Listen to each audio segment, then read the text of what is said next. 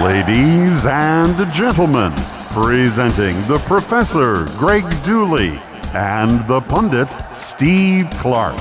Men, take the mic. It's the Professor and the Pundit with Greg Dooley and Steve Clark, and we are proudly presented by Nick Hopwood, who's a certified financial planner, founder, and president of Peak Wealth Management. Retire with peak confidence. Visit Nick's website at peakwm.com. We joked, Steve, as we tend to do, that last week was a very bad week for one of our rivals. Well, this weekend, a really good one. It was an all-timer. And we start, of course, with men's hoops. Michigan men's basketball heading to the Sweet 16 after dispatching Howard and then St. Louis 95-72. First time they have covered the spread since LJ Kasson's injury. And Yaxel's Euro step dunk was a huge highlight. But to me, the three-quarter length pass to Mara for the reverse alley-oop, that's the one that got me off my chair and yelling. Yeah, I loved it. And that happened pretty early, right? I watched at the Pizza House Garage Bar, right? That kind of annex they built out in COVID. It's awesome, and it's a lot of fun. And it was like a mini parents' weekend for a lot of the fraternities and sororities. So there were a lot of people our age, Steve, there, and a lot of the age of our listeners there, who I got to see some of my students. But the one that got me was that Yaxel drive. And you could hear, it's always different. It's not like being at the game, but you can hear almost that's the guy I'm talking about. That's the Yaxel I want to see when he took it down and jammed it. So it was awesome. So a couple of weeks ago, I thought that Yaxel shows up in big games. And of course, every game is now big from now on. And he was able to illustrate that. Keys to their success on Saturday. Mara took 13 shots. Yaxel took 12 shots. This is me, again, readdressing last week where it doesn't seem like they go for the jugular. But Mara's misses came when his shots and his hooks were just slightly a bit beyond his range. But both were well, shooting above 50% from the field. They need to continue to take good shots and being fed the ball. And we asked that question. We said, hey, if you ask 10 people, maybe 10 people had the different keys. To me, I think more and more as we get to this critical time, to me, it is Mara. His defense and impact there, but his efficiency and decision-making. And, Steve, you mentioned some of the shots. St. Louis did a good job at times of pushing him out a little out of his comfort zone. And so other teams watch that, and they're going to try to do that. The question is, what decision does he make at that time? Does he dish it? Does he try to get a better shot, which for a big guy, he can step around you and get a better shot. But if it's not Mara, it's probably Elliot Cadeau as the other guy that we have to talk about. And a lot to say about Michigan's future as it goes on. As a point guard, you need to shoot well, you need to dish the basketball, and you can't turn the ball over. You have a bad stat line of one of those three areas, and it may be it for the season. But Cadeau against St. Louis, 3 of 5 from downtown, 7 assists, only 2 turnovers. To me, that is a good game. That is playing well in those three aspects. We made nearly half of our threes, which was huge. Damari Burnett with a spark early on, including 3 trays. If we can get production out of him and some of the other guys, the key again, do he and Cheddar, when he's in there, do they get a chance to set their feet? Because when they do, I feel really good about those shots, and that's what I want to see. By the way, I don't know if you saw this, but read something where Michigan had double-digit scores from all their starters, and they had at least 1 block shot.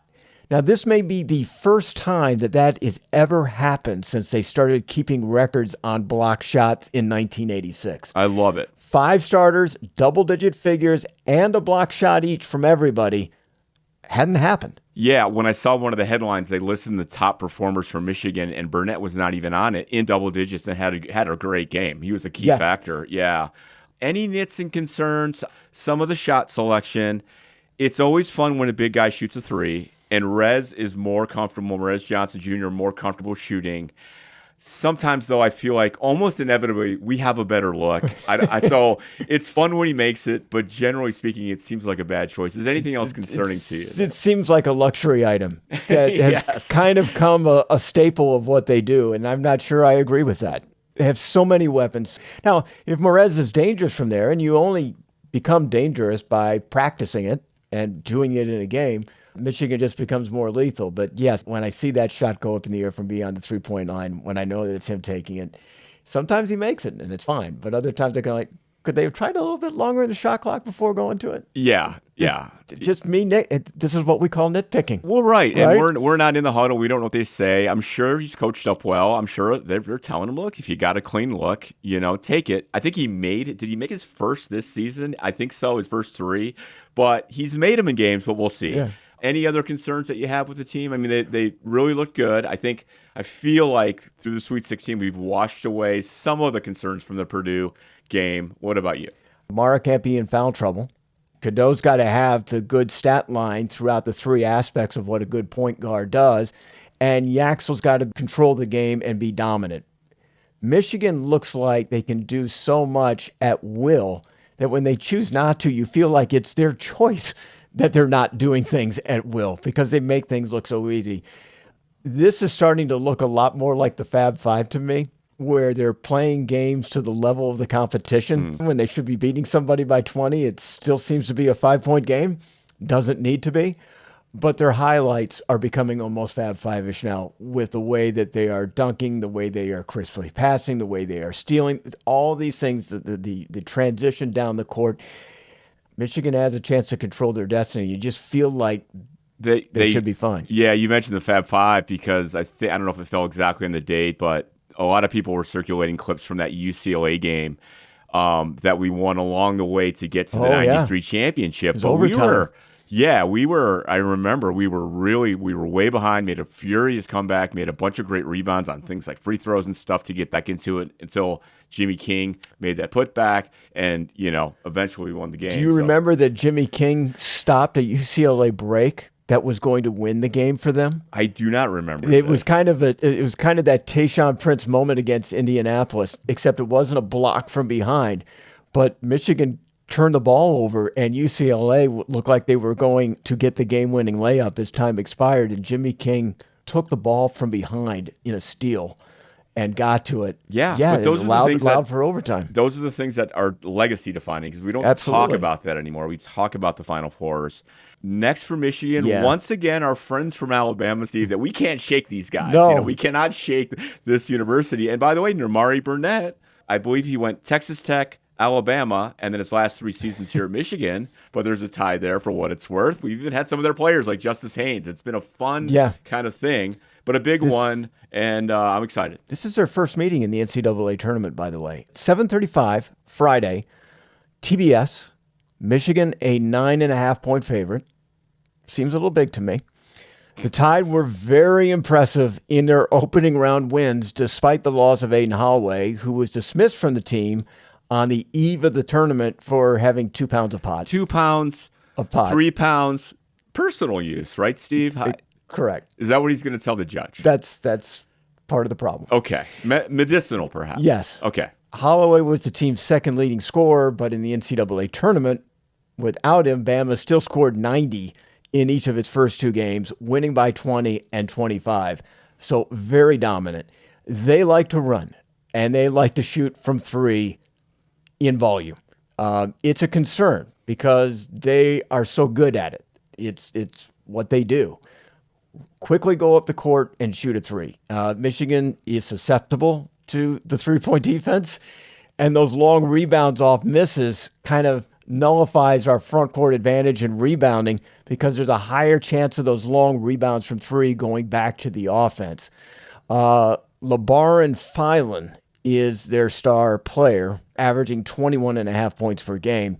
It's a different roster from the team that made the Final Four in 2024, but again, they still like to score quick. By philosophy, they ignore the mid-range. They're looking for dunks and 3s. And I've watched them twice, one in person when they played against Purdue, and on TV when Alabama hosted Purdue earlier this season. Extremely aggressive and physical on the loose ball. This is the thing that gets me concerned about Mara staying out of foul trouble. They will not only try to push him out to be less effective on the offensive end of the glass, but just could get Mara in foul trouble because of Alabama's speed and aggressiveness. They'll put Mara and Johnson, by the way, to the test on that. Well, there's two things, and Mara, what he does is he is that kind of Eurostar player that can do a lot, and he can pass, but he also gets, for a big guy, a little handsy with the trying to steal the ball and strip the ball, especially when he's off balance, and he's impossible to miss by the refs. By the way, he's out on campus. He's a student. And who's the most popular guy to get a photo with? And I see students who see him at places. You're not going to believe who I saw today, because it's like, kind of it's circus, like, height here. It's the rebounding that concerns me. Bama has won 11 of its last 13 games. They're the third highest scoring team in the country this year.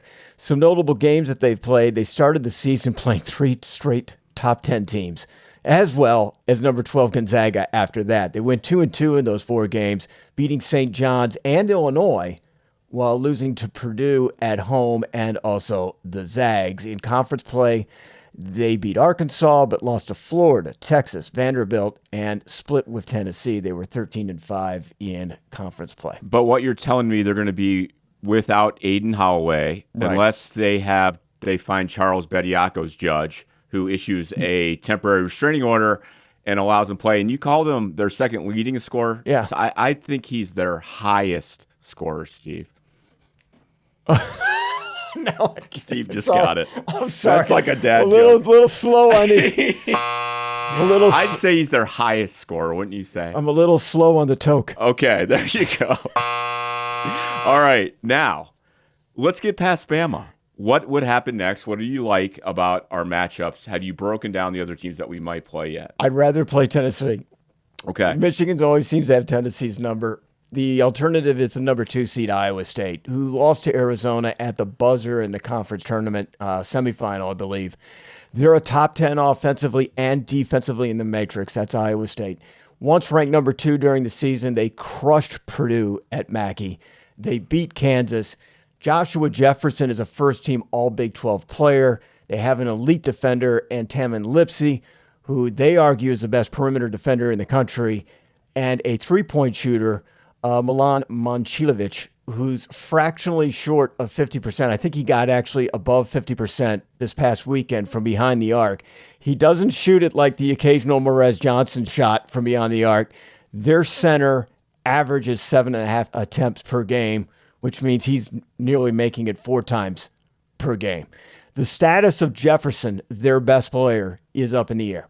The second team All-American got injured a few minutes into the opening round of the tournament, didn't play Sunday as he was seen in a walking boot, riding on a knee scooter. He was expected to have an MRI on Monday. Making it to the Sweet 16 without Jefferson is like Michigan making it without Yaxel. Okay. Probably a good sign if he doesn't play against Tennessee, no matter what the outcome for us, but we don't know, and you have to assume that Iowa State's not going to be really vocal because they want teams to prepare for that guy about his injury, but we will see. But a key factor. All right, man. Yeah, and still at this point, I mean, his MRI was yesterday, and there has not been any notification about what will happen. Does that surprise you, though? You have to assume they're keeping it quiet for a reason. Yeah. Yeah. Well, I figured somehow it would come out, but maybe not. All right, so an interesting Sweet 16. I want to talk about it a little bit in the bigger picture, but 6 Big Ten teams make it through. Some exciting wins for the Big Ten. That's a record, by the way. It's a record. That's great. 6 teams from the Big Ten is a record. The SEC with 4, the Big 12 with 3, Big East with 2, and the ACC has Duke remaining. That's it for the ACC. I mean, it could have been pretty flipped if it wasn't for Nebraska and Iowa. Yeah. Winning in the last seconds. It would be the SEC with 6 and the Big Ten with 4. And if there was a storyline in these first couple games, there was that moment where Siena was really dominating Duke, which was stunning and would have been the biggest upset because as Duke has the overall number 1 seed. But Duke went to his zone, wore him down, and they're through. It stunk because even though Siena had an 11-point lead, Duke didn't take its lead until it was like 4 minutes left. Siena never went to the bench until the last 10, 15 seconds of the game. They kept the same 5 guys on the floor. Same 5 guys, and foul trouble or not. Of course, if you're in the St. Louis bench and you're a parent, it's like, what the heck? Not the St. Louis bench for the Siena bench. This trip was expensive. Like, my kid never had a chance. Imagine the game plan going in the locker room. The coach of Siena comes in and says, all right, These 5 are playing. The rest of you, work on your hand clapping and standing up and doing dances when our top 5 guys do something. Otherwise, you're not seeing the court. Right. Can I take my warm-up off, Coach? No, keep it on. No, keep it on. The only way that you're going to be on TV is being a team. Be a team. That's the only way you can be on TV. Be a team and cheer for the only 5 guys that are playing. Yeah, so if that was at least the storyline as it was happening, I think Iowa, the texts I got from people, were Iowa. How about that being Florida? Not taking anything away from the Hawkeyes, and they're fun to watch, right? But Florida didn't look very good to me. They just didn't look very good. No, defensively, they gave up like 70% from 2.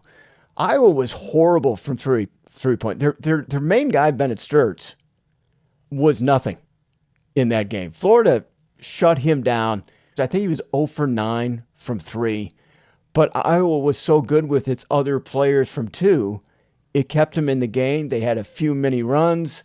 And then a friend of Adai Mara, Alvaro Figueres, with 4.5 seconds left, hits a 3-point shot that gives Iowa the lead, and eventually they win the game on it. Yeah, no, it's exciting. I mean, it's one of those things like I'm rooting for the Big Ten, generally speaking.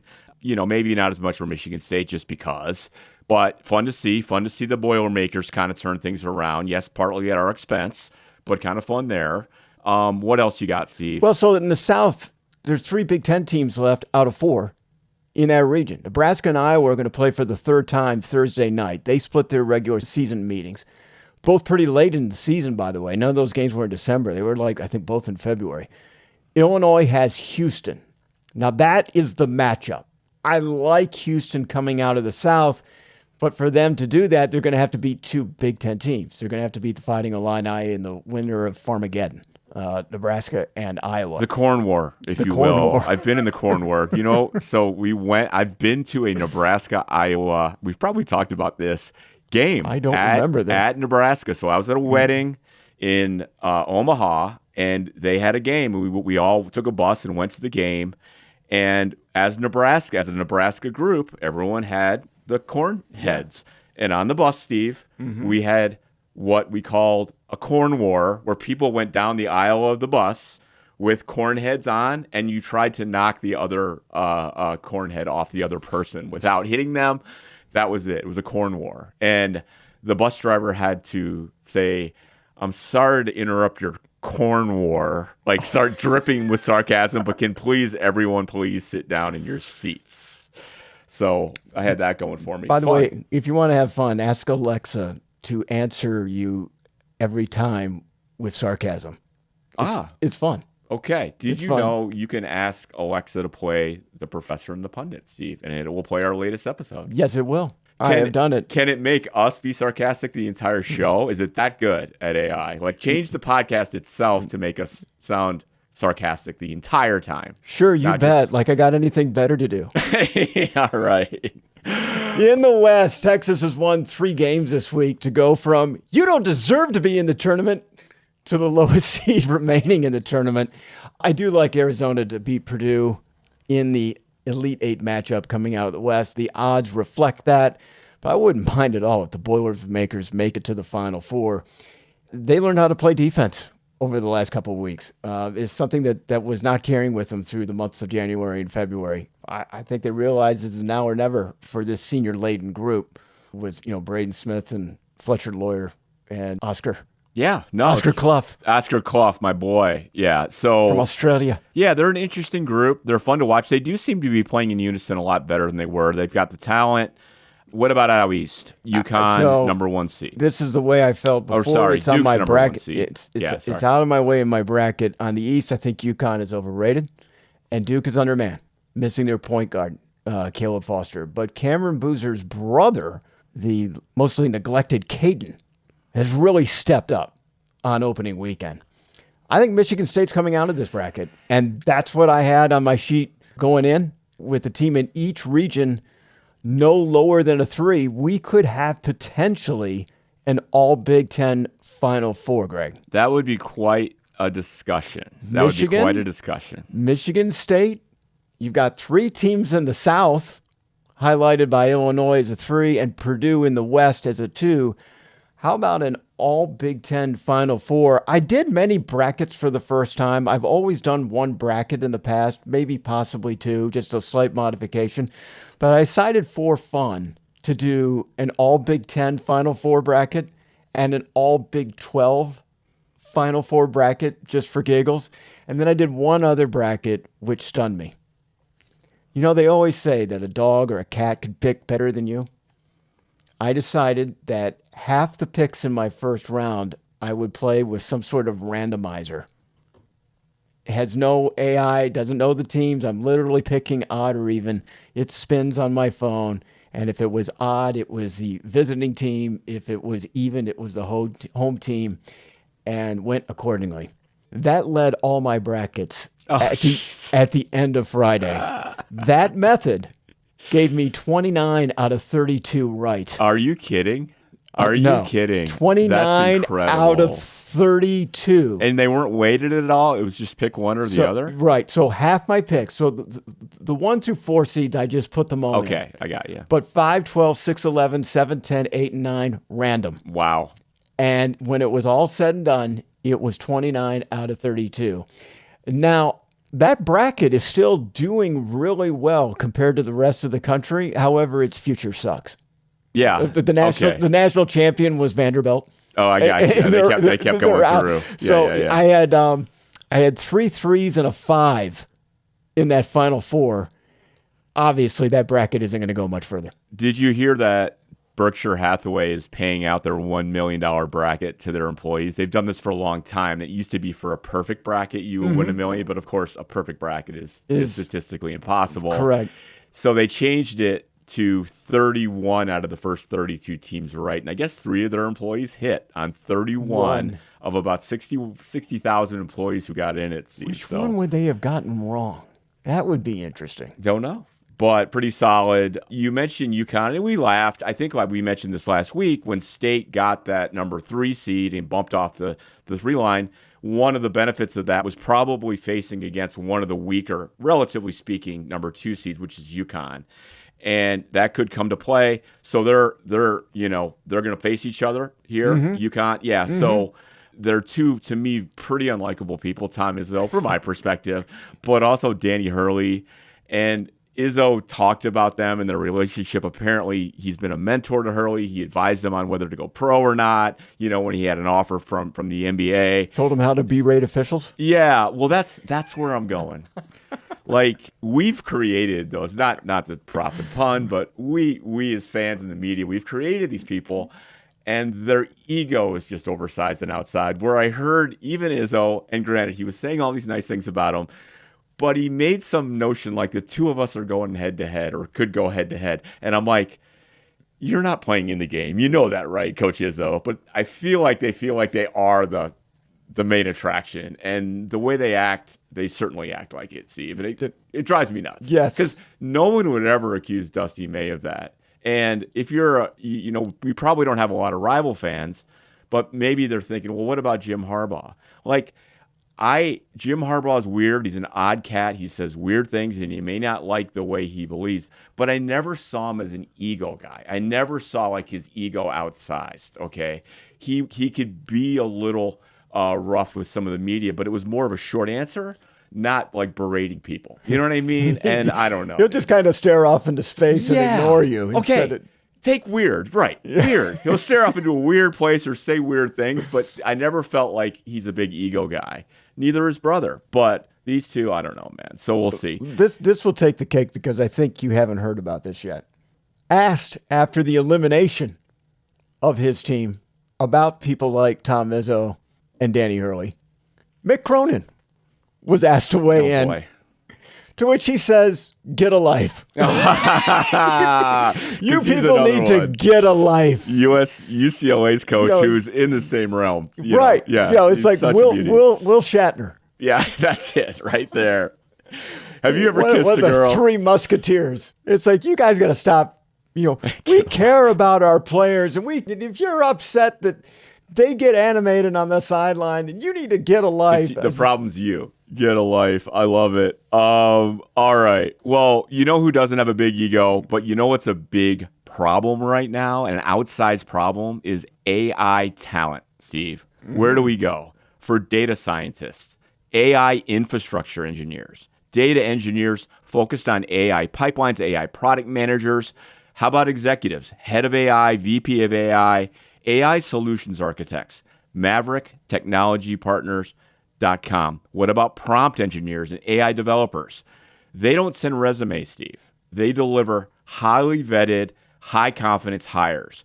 Did you know this? Maverick can fill over 50% of the jobs that they take from customers. Half. You come to them with a need, they deliver half of them. Most agencies, Steve, 1/5, 20%. That's what we're talking about with Maverick Technology Partners. They have your needs. AI is so hot, it's affecting so many researchers right now, but people are looking for the right talent. Where do you go? MaverickTechnologyPartners.com. So for the second year in a row, Steve, generally the top seeds, the best teams, have dominated the first two rounds. And that's good for us as the number one seed. But it is raising the question. Articles are coming back. This was a class topic in my NIL class. Has the NIL, the flexibility of the transfer portal, has it killed the madness? Has it killed the Cinderella charm of the tournament? And of course, the idea is that we've created a feeding frenzy with money at the top, with people who can move quickly up the food chain and go play for these big teams. Thus, the Gordon Haywards or those elite stars that develop at small schools that stay there and make deep runs in the tournament, are they going away? Would Gordon Hayward ever stay at Butler for that long, right? That's kind of the idea. And if true, is it a bad thing, right? Is this a bad thing? Because this Sweet 16 looks awesome, right? This looks like an amazing thing. Is it bad? And it's a short-term trend, but we're in a short-term window here with NIL, and so we don't have a ton of data. We're so short-term that we're changing the NCAA football playoff every single season. Absolutely. So, yes. Yes, but we're short-term. But, Steve, if you see 4 Big Ten teams, that's something that's never even close to happen. I think we've had 2 is the most, to my knowledge. Iowa and Purdue in the early 80s, I believe, were in the Final Four. We probably happen again. But Michigan and Illinois in 1989. There you go. People are going to point to that trend if it happens. Yep. We had all number 1 seeds make it through. Is the cream rising to the top because the talent's rising to the top? Now, the counter argument: smaller schools who are just focusing on basketball could put all their chips in, metaphorically speaking, on basketball. That's the Big East. So we're seeing teams, Big East. We could see other teams like High Point, North Carolina. They won a game. If you know High Point, it's a high end school. The campus is like a country club, and they have a lot of money behind that. Could they be funding a basketball team and a women's basketball team to compete? So you could see both sides of it. But right now, the data, and not only that, Steve, it translated to a lot of the betting lines as well, where the favorites were did very well, where even the bettors didn't quite see the overwhelming thing. Again, it's a short trend, but is the madness out of that first weekend that we used to love, and are you concerned? I don't think the madness ends because you can have a 9 or 10 seed. No, shoot, Texas, again, don't deserve to be in the tournament. They happen to be from a power school, but they were 11 seed, and they won 3 games that week and made it. So are they Cinderella? I always found Cinderella to be the team of a school that you don't know where they play. What's the name of that school? What state do they play in? I don't know. And if they go to the Sweet 16 and I don't know these things, that's a Cinderella. Some of these players from those teams are being found and are being sought after in the transfer portal. That the Iowa 3-point shooter, who's a friend of Mara, Figueres, was the Horizon League's Player of the Year last year and happens to be at Iowa. I didn't even know his name until a few weeks ago. All right? Yeah. Yeah, a lot of those stars from those smaller schools are going to be a role player at a bigger school, and that's going to take some of that away. At the same time, High Point was 6 points away from making the Sweet 16. I mean, they won their first round game, and they nearly won their second round game. That would be the Cinderella. Well, if you're one of those people that's just looking for something to complain about, you have the argument to say that NIL and the transfer portal ruined March Madness for me. I don't feel that way. especially where Michigan's sitting. I think it's fantastic. It's great. Again, we talked about this. There's probably 50 Yaxles playing in the NCAA this year that would not be here. I do think there'll be a right sizing, and there'll be some teams that find some opportunities, and it might be some of these teams you've never heard of. So there's High Point's in North Carolina. There's two ways to describe March Madness. One is Cinderella, that there may lack in the future. The other thing in March Madness is the buzzer beaters. And we were not short of buzzer beaters winning games and upsets happening on last-second shots. But there were plenty of those. What was the one team? It was Vanderbilt in Nebraska. Half-court shot, hit the back of the rim, hit the front of the rim, hit the backboard, and sailed out. And by the way, that player who shot it was on a heater. He could not miss until he had to take one from half-court and nearly made it. That was madness. Yeah, and we had some But they were from power schools. Yep. That still defines, to me, madness. You're right. And Cinderella is a completely different animal, which is certainly up for debate. So what I think you're saying, Steve, is it's still time for madness, is what you're saying. Time for madness! Time for halftime on The Professor and the Pundit. And guess who just walked into the office? It's Nick Hopwood from Peak Wealth Management. Nick, you have been traveling. It's been hard to get around with you because you have been traveling. You've been following the Michigan basketball teams. What an amazing time. Well, Steve, we were both basically caravanning down to Chicago together, right? We had to make that trip. As soon as Michigan beat Wisconsin, how could you pass it up? Tell me what you think of this Michigan basketball team as it makes its run to the Final Four. Well, it's Final Four or bust. Actually, let's face it, it's a national championship or bust, wouldn't you say? It is very close to being that. I mean, I will have some satisfaction if they can get to the Final Four, but I know there's a lot of people like you that might feel that it's championship or extreme disappointment. I think back to the 13 and the 18 run. It's so magical. Like, I don't know, did we really expect to be in both of those Final Fours? Yes and no, but we certainly expect it right now. So what's your key to victory for Michigan to get past Alabama? Gosh, I guess Alabama's been scoring 100 points a game, so I guess we need to play some defense, right? And I'm looking for Cadeau to play like he did last week. He really stepped up, and with the point guard situation, right, I think we need him to be his best. And Steve, as disappointing as the United Center experience was last week, we did get to see the Jordan statue. I got a picture with Jordan with my daughter, and also they played the Jordan music right before the game. That's right. And if I remember right, you hated Jordan when you were a Piston fan, but you have come to respect him as an adult. That's right. So it was worth the trip just to get the statue. Nick Hopwood is the president of Peak Wealth Management. You can visit his website at peakwm.com, and Nick and his partner Jim will be on WJR 760 AM Talk Radio for No Lazy Money. You'll hear that at 7 to 8 p.m. on the first Wednesday of each month. All right, we had a little madness here in Ann Arbor because the women's team hosted. Steve, did you make it up to either of these games? Well, I was in Florida this whole weekend. So I did not see. Jeez, Mr. Fancy. I did not see any of the great games that were played on the University of Michigan campus this weekend. So fantastic wins, Steve. Fantastic wins at Chrysler. The environment was amazing. It was absolutely amazing. So I'm not sure who was more impressive, the Michigan women's basketball team with 2 blowout wins or the crowd at Chrysler. I was told the arena was full. I was told the arena was loud. It's a great moment for Michigan women's basketball in general. Blew away NC State in the second half Sunday to advance to the Sweet 16. The stat line, Olivia Olson had 27, but the story was Silas Swords because Olson got a lot of her points after we had kind of pulled away. And the team forced a bunch of turnovers. I made it to both games, Steve. Was not full on Sunday. Not all the way into from the hoops back, up into that upper section. The lower bowl was full. The inside, the court level, all the way to the top. But I can tell you, I've been to many men's games. It was as loud. And the students showed up. So they had a huge maze raise, and it was absolutely electric. And why? It was because of those turnovers and the forced turnovers that we had in this game. And the things we put them into just got the crowd going. And it helped that NC's coach was absolutely livid about some of the no calls and some of the calls, and you could, you just go and the fueled Maze the fire. race fueled it. It was Oh yeah, fantastic. she was kerosene. Yeah, she was kerosene. Well, it was a he, but yeah, he was. He sure was.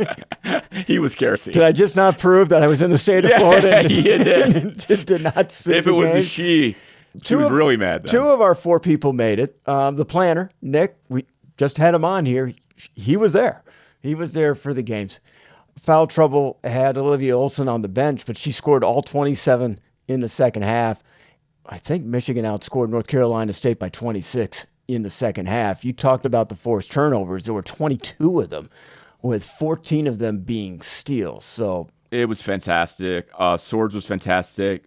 Brooke Quarles-Daniels, who's one of the smaller players in the team, just has this knack of getting in the lane on offense and getting a loose ball and getting a rebound, even against UCLA, who has some really tall players. Really, really effective. So fun to watch. So happy for this team. So happy for KBA. We got this incredible group of sophomores, Steve, that if we can keep them together, but NIL's a factor, man. These guys are highly valued. So next Saturday, 12:30 against number 3 seed Louisville. Don't know much about them. The winner will most likely face number 1 Texas, and the games are being played in Fort Worth. So there's going to be a lot of Texas fans on Prem, and that's for a trip to the Final Four, which would be amazing. Again, the farthest we've ever made it. This is our second time having home games, which is great, by the way. But the farthest we've ever made it is the Elite Eight. This team has a chance to make history. But the Big Ten got stung a little bit. Yeah, 2 of the home teams in those 4-team pods, like we were, lost. Okay, Ohio State got smoked at home on Monday by Notre Dame. Absolutely smoked. And Iowa, Steve, stunned in front of a capacity crowd by number 10 Virginia. And this is the first double-digit women's seed to make it through in 4 years. And they beat Iowa, who absolutely had Michigan's number. So I was one of those teams I didn't want to see. You didn't want to see. No. And they're done, man. Michigan's 2 worst games that I've seen them play in the last few years have come in like a 2-week span of watching them play Iowa. The worst I've ever seen Michigan women play. It helps Michigan that Iowa's out now. All right, so we haven't talked football, Steve. We didn't talk much football at all last time, but Michigan's making some hires. But also, we learned a little more about Kyle Whittingham's exit from Utah. Yeah, no, this was something I was kind of curious how this starts, and how it started was something benign. It was satisfying a public records request by the local people at Salt Lake City. The University of Utah releasing a number of documents chronicling the final days of how now Michigan head coach Kyle Whittingham and its aftermath. Nuts and bolts, keep it short. Whit wanted to remain at Utah and have some increases salary-wise for himself, his staff, a commitment to NIL. It's a laundry list. Every coach wants these things. His contract wasn't ending at Utah. It was due to end at the 2027 football season, but was pending was that Utah has this coach in waiting. And we've talked about this on a previous other podcast when Whittingham was first hired, that coaches in waiting need to not wait very long before the coach in waiting becomes somebody else's coach. So there's always this pressure. The Utah fans, they love Kyle Whittingham, but they knew that his time was coming up because there was a declared coach in waiting. Well, Kyle wasn't ready to go yet. He came up with an offer, talked to you a little bit about it. Utah's offer counter was unacceptable. And the result was a $13.5 million separation agreement. The Utes had their coach in waiting. They didn't want him to get away. It was expected publicly that Whit would aid in the transition and be an ambassador. And it became anything but. Remember, Kyle, I'm a free agent. If you want to talk to me, well, yeah, people talk to him. And the highlight of the story is Utah's AD, Mark Harlan, writing that the university feels he violated their separation agreement by becoming a head coach somewhere else, but also taking some of the players, about a half a dozen of them, and another half a dozen coaches along with him as well. Locally, this happened when Jim Harbaugh went to the Chargers. took half of Michigan staff and support staff with him. And if it wasn't for a national championship trophy that we're all hanging up in Schembeckler Hall and our mini replica trophies in our rooms, Podcast logos. we'd probably have a bigger problem as the people of Utah has a problem right now. But to say that, quote, we're disappointed in you feels like Wilford Brimley talking to a 12-year-old. Scolding. Quietly scolding. Yes, and it's something that it was a card that some parents played when their kids did something and you decided to take a different tactic from grounding them. You just say, I'm not grounding you. I'm not mad at you, but I'm deeply disappointed. It stings. It does sting. It stings. If you're a kid, you're, oh my God, that kind of thing. It could be worse than being grounded. Yeah. Right? Well, this was the tactic that Utah's AD wrote in a letter to Kyle Whittingham. I find it interesting. I feel bad for the people of Utah who regale this guy as a hero, and now there's just mixed feelings. It's a city divided, pro Whittingham or anti-Utah athletic department and vice versa. They're kind of mixed. They're trying to figure out some sort of way to deal with it. None of this really affects Michigan or our particular fandom. It's Utah's problem, but it was interesting. Yeah, it's clearly a much more logical explanation than what we got, which was I'm kind of done, but Michigan was such a great opportunity. I changed my mind was kind of the narrative, right? Like I'm kind of done, but not. And clearly he was not ready, checking his sources. And then as far as pulling people and taking players, come on. That's what do you business. expect him to do? Now, yes, if it's you, maybe you're mad, but what do you expect him to do? And frankly, I don't blame Jim Harbaugh. I know there's some people in this town who are a little mad about it, but yeah, kind of what are you supposed to do? And so basically what you're telling me is they're arguing they don't owe him anything because he was not an ambassador, or at least properly an ambassador. In fact, did all these things, so you get nothing is what they're saying. Utah has decided to pay a good chunk of that installment, but let them know that they're still disappointed. University of Utah thought that he would help things go along, but they also made an offer that was almost impossible to accept. He could be the coach, but all final decisions would be made personnel-wise by the coach in waiting. Yeah. No, you're not the head coach anymore. Yeah. If you're allowing that to happen. So it was completely unacceptable.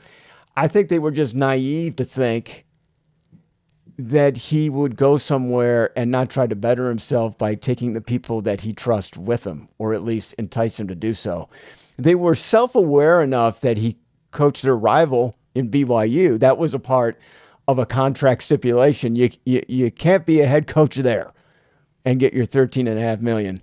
They just didn't think that he would go to a high-profile school like Michigan and take people with him because Michigan has the money to build a coaching staff like that. Yeah, absolutely. So I don't blame him. It should make you feel a little better. Like it wasn't a whim. It's clearly he wanted to keep coaching. So if you're worried about fire in the tank, he's got it. So we'll see.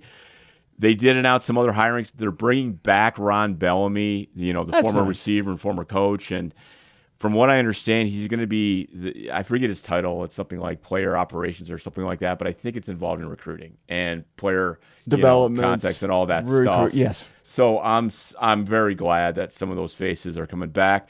They added the general manager from Notre Dame. We've already talked about that, but they've added some staff with him and some other player personnel, a lot of new faces around there. And I don't know a lot of them. Haven't met a lot of them. We're going to meet some of them here eventually. But I'm excited that you still have some old faces there like Ron Bellamy. He's great. I know him a little bit, and his family. He's just a great guy. Great guy to have around. I think the most important thing to a Michigan fan is, can they hit the ground running? Because they feel like they've lost all the momentum they had for building a national champion. It's so weird, Greg, that everybody wanted Sharon Moore around and as many people to hang on to so that the culture would remain intact despite Jim Harbaugh leaving. And 2 years later, they were trying to completely dismantle said culture that they were so desperate to keep. You said it. And then all these people coming in from the outside, it honestly probably will take a year or two to get started. Michigan fans do not have the temperature or the self-control to say another year or two of rebuilding, not when you have Bryce Underwood Yep. at the helm of quarterback, potentially your best quarterback ever. We cannot be in a transition, wait till things get adjusted type mode. Yeah. That is just not going to fly. And speaking of that culture, many of you know that there's still this investigation that we haven't heard the results of that's going on. We do know that they're spending a lot of money on it. Other than that, we don't know exactly, what's going to happen within the athletic department or Manuel's job. All this stuff is still out there, and it's going to make us keep checking the ticker. We'll see if something happens here around the time of spring practice and spring ball before the end of the semester and effectively the school year, which effectively ends in June. Are they going to make a decision? The one wild card is we have a president who's named, but it's not starting. And effectively, that's the boss of the athletic department, right? So we'll see. So some wild stuff. Steve, I did make it to Traverse City. Got a shout out to Tom. He goes by Poppy on the internet, so that's what we'll call him. Man, he's a huge fan of this podcast. I didn't know that. Yeah. I'm aware of him on social media, but I did not know that. Just what a great endorsement for our podcast. Great to see him. He even took some videos to me of my talk before the Traverse City Economic Club. So if we picked up any people there, thank you for hosting me. Thanks for having me. What a wonderful club. Incredible questions. Before I even started, though, Steve, I had a seasoned gentleman come up to me. All right. One of the first people there. He's probably not a listener of the podcast. Okay. And just said, I just want to know, thumbs up, thumbs down. I'm like, what? On what? I'll give you that. I like to do the thumbs up and thumbs down. He's like, on this NIL stuff. In other words, paying players, Yep. And, I was like, can you be more clear? Yeah. And I said, well, we're going to talk about all that stuff, but do I think players deserve to be paid, especially in the big sports? I said, yes, I do. I do, absolutely do. Yep. And what have I said about that? The older you are, you're against it. The younger you are, you're for it. Yeah, I know it. For the most part. And if you, I think through the knowledge and learning, that's that's part of what I tried to share were some of those injustices. Speaking of, I had Jared Irons and his brother Grant back in my NIL class. And if there's one of those iconic jerseys that you see everywhere in the 90s, it was the number 37 for Jarrett, two-time captain. It was kind of the one to have. Desmond, sure. Yep. But then number 37, you still see him today. He was in the Ed O'Bannon lawsuit that really helped change public perception about a lot of the stuff going on. He was great. They were talking about private equity. Boy, if you really want to boil someone who's a little older, talk about private interests into college athletics. Yeah. It's really a hot button. I saw your video clip, and I wanted to see more, by the way. Oh, thank you, man. You were introducing the term student athlete, how it got its origin, why it was used, I had no idea that's why it came up, that it was used for the defense. Yeah. In a lawsuit. I wanted to know more, so I was telling a few people about that. I got to see you in your element, holding the clicker and moving things around in your animations on your graphics on your video board. Monty Burns and his lawyers. Yeah, I just team of lawyers. No, it was real. It was a very good clip that you just. Thank you, and I'll say that the NCAA was really specific about that. They came up with that phrase, that term, student athlete. And they updated all of their documentation. So if it was ever used in court and they wanted to use that as defense, if they're students first, as volunteer students, volunteer athletes. And so if anything bad happens, hey, it's not our problem. That's kind of what it was. So a lot of fun. The other great thing this weekend, Steve, hockey. Oh, gosh, yes, I know. I feel like I need to issue an apology that we've taken this long and not addressed Michigan hockey. Fantastic. Go for it. Yeah, sure. We win the Big Ten tournament title by beating Ohio State. Always fun. Not quite like beating Michigan State in hockey, but probably close to next. 7-3. Yep. But for the first 40 minutes, this was anyone's game. Absolutely. Tied 3-3 after the second period. Michigan scored the next 4 goals, and I've just got a text from the planner. It's amazing how he can hear us from outside the studio. He wanted us to mention that he knows that Ohio State is 0-9 versus Michigan this year in hoops, hockey, and women's hoops. Great. The Buckeyes are 0-9 against Michigan. Throwing football. We're not here. 1-9. We're not. We're not hearing that. We're not hearing or seeing that statistics on the Ohio State websites. No, we are not. No, we're not. But they did the whole thing. Team photo. They celebrated like the Stanley Cup. And again, my students got one more game. I saw some of them out in the morning with blankets waiting to get into Yost for their last game, Steve. And I gave him a shout out. TJ Hughes. Yes. Tournament's MOP. That stands for Most Outstanding Player. A goal and 2 assists. 7 different Wolverines scored in that game against Ohio State. Yeah, I'm not going to get syrupy on you, but TJ, I've known him since he was a freshman. He's taken every single one of my classes, Steve, and I'll tell you, he's just a fantastic kid. And he embodies that thing we like to say, he stayed. He stayed. He could have moved on. He could have done different things. He's captain this year. He led them absolutely. And he's just one of those great stories that maybe I don't know a whole lot about, but he's not related to the other Hughes brothers, by the way, that are so famous right now. He's played with them. They don't even call him Hughesy because that's reserved for the Hughes brothers. Okay. Luke and Quinn, they're Hughesy. Okay. He's TJ or Terry, right? But that's what it is. Not he's just related. a wonderful dude. But we go off. Yeah, we're looking good. We got a number 1 seed. Number 1 overall seed, Michigan State, and the defending champs, we forget about, Western Michigan, where my daughter goes, are also number 1 seeds. Now, Wolverines play Bentley in the opener in Albany in this 16-team tournament. Bentley, as a conference champion, is ranked 23rd in the MPI. Not necessarily the top 16 teams in the rankings go because you got to make room for a conference champion who's ranked below 16. That is Bentley. Penn State and Minnesota Duluth are also in Michigan's bracket. They are ranked 8th and 9th, respectively. You win 2 games for Michigan, and you are in the Frozen Four. And we're really good at it. We've actually appeared in 36% of all of the Frozen Fours that have ever existed. We're really good ever since they expanded the tournament to these extra games of getting out. It's a good draw. I'm worried about Penn State in that second game if we play them and their freshman Gavin McKenna. He's one of the top NHL prospects. He's been drafted, 51 points, 15 goals, 36 assists. He is nasty. He scored some great goals against us. MSU is on the other side of the bracket, so just like in hoops, we would have to face them in the final. So we'll see. And it could happen. It's way more likely than, say, basketball, but it could happen. So Seth Greenberg, we pointed out last week, had Michigan and Michigan State as the championship game. Seth Greenberg probably doesn't do a college hockey bracket, but if he were, he might pick Michigan and Michigan State again for the title. I refuse to get excited about Michigan hockey because as often as they get into the Frozen Four, they don't get out. Yep. They have good goaltending, though, this year. And I'm not saying that they're winning, but this could come down to Michigan and Michigan State for the title. And I don't know why, but I'm feeling very upbeat about this Michigan hockey team. You're concerned about Penn State. Michigan beat Penn State at the Yost as part of the semifinal. So they could possibly rematch for a berth in the Frozen Four. Yeah, let's get there. And if you are not a hockey fan, but you tune in once we get to like this level or to the Frozen Four, we have a really good goalie. So I'll just tell you that. You know how playoff hockey is. It's one goal here or there. It's a weird bounce. Yep. We got a really, really good goalie. So watch for that, Steve. Boy, it's going to be a fun week. Worked for Team USA Hockey in the Olympics. All right. What else, man? Do we have time for anything else? Nobody cares.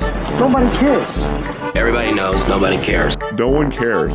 Nobody cares. I care. Then do whatever you want. Greg, when somebody pokes the ball away from the ball handler and it goes out of bounds, it's a no-brainer, is it not? The defensive player is ruled to last touch the ball as he is the one who pokes it away. But it changes, Greg. If the same play happens in the final 2 minutes, it can be reviewed. And guess what? If you look at it frame by frame, 99 times out of 100, the last person to touch the ball is not the guy who poked it. It's the ball handler as the ball is being stripped away from his fingertips. And what do the officials have to do in the moment? They just have to give it to the guy who pokes it out and the defense.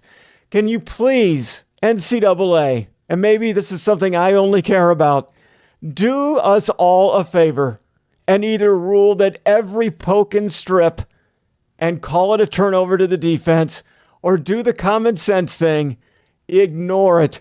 even in the final 2 minutes, and call it out of bounds on the defense like you do for the first 38 minutes of each game.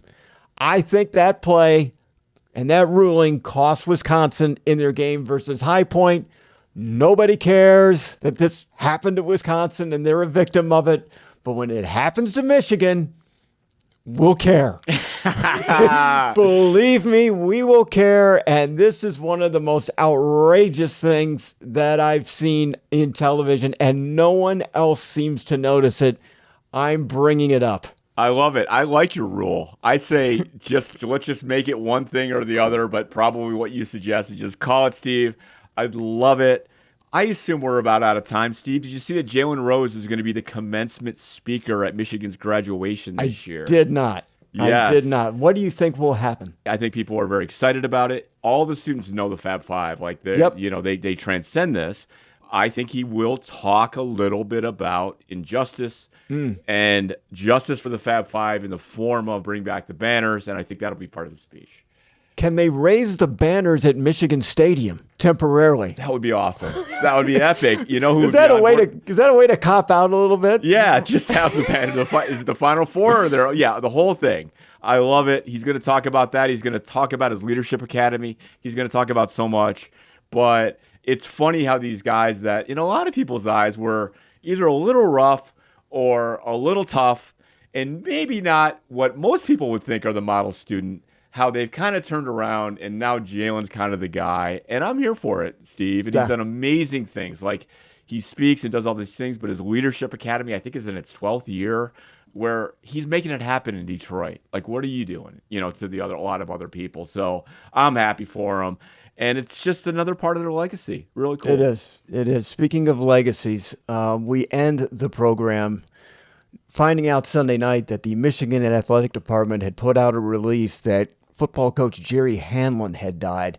Some of you know Jerry or knew of Jerry. For those that didn't, when you think of the foundations of Michigan football in the late 20th century, you think of Michigan running the ball and asserting its will. And Jerry Hanlon was an assistant coach for Bo Schembechler during Bo's entire tenure. And for the most part, he spent that time on the offensive line, coached and produced 18 All-American linemen, either on the offense or defense. His entire offensive line won the Gator Bowl MVP as they had 715 yards of total offense in that 1991 game. I know that's one of his more prouder moments because he brings it up. And outside of Rick Leach, Jim Harbaugh was arguably the second best quarterback during Bo's tenure, and Hanlon happened to be coaching the quarterbacks at that time as well. Thanks to Dave Abloff for some of these numbers in the timeline here, but this was kind of just disturbing news for us. Yeah, I did get to know Coach Hanlon personally at many events on campus. He was hired by Bo. Bo arrived in 1969, and my understanding is that Jerry got here, bought a house. It was several blocks from the stadium, and I've been to his house, this old blue house, and I don't think he ever left. Short of these last few days, he came and he stayed an outsider. And in his house, Steve, he showed me all of his championship rings, including all the ones that he got for just being associated with the program in this giant box. Two things I'll never forget, other than interviewing him in his house and getting to know him a little bit. His support for Rich Hewlett's juvenile diabetes golf outing, which you've played in, Steve, I believe.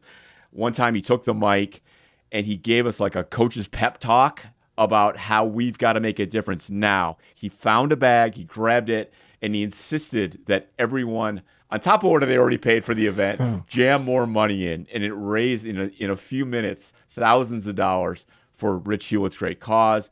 And then, Steve, probably my favorite, he met my wife, Jessica, at an event where I was speaking about the brown jug. He talked to her for a few minutes, and Jessica's much taller than Coach Hanlon, by the way.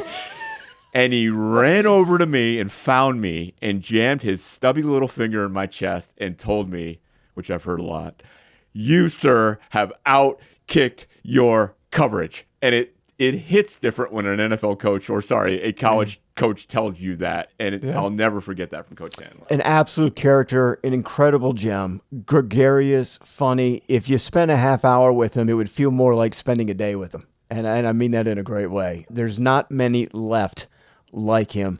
And I hope there's a record of things that he's accomplished and what he said over the years. And a true maize and blue champion, Greg. Until next week, go blue. Go blue.